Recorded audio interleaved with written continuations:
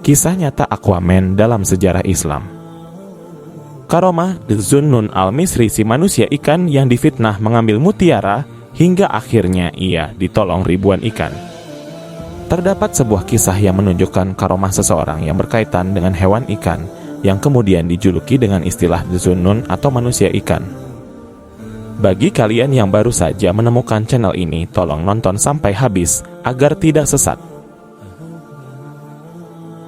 Film Justice League 2017 untuk pertama kalinya memperkenalkan wujud Aquaman versi layar lebar yang diperankan oleh aktor karismatik Jason Momoa. Aquaman memiliki nama asli Arthur Curry. Dia adalah makhluk setengah manusia dan setengah Atlantean. Ibunya adalah Ratu Atlantis bernama Atlana, sedangkan ayahnya adalah seorang penjaga mercusuar bernama Thomas Curry.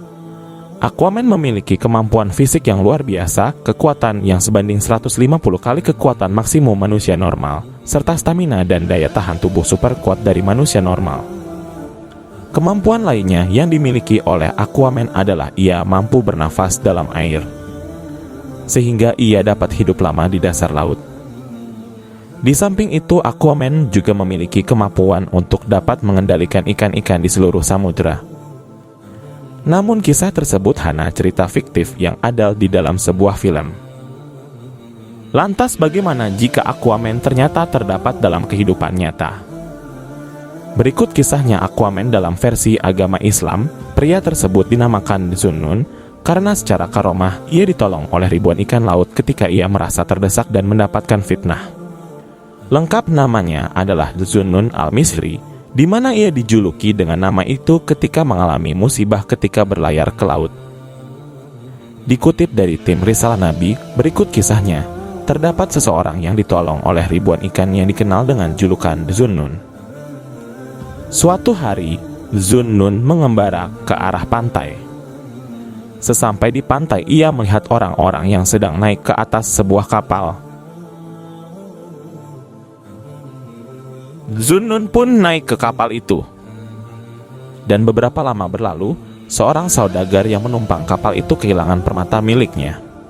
Satu persatu para penumpang digeledah. Akhirnya mereka menarik kesimpulan bahwa permata itu ada di tangan Dzunnun. Berulang kali mereka menyiksa dan memperlakukan Dzunnun sedemikian hinanya. Tetapi Dzunnun tetap membisu. Akhirnya Dzunnun tidak tahan lagi. Lalu ia berseru, "Wahai Allah, sesungguhnya Engkaulah yang Maha Tahu."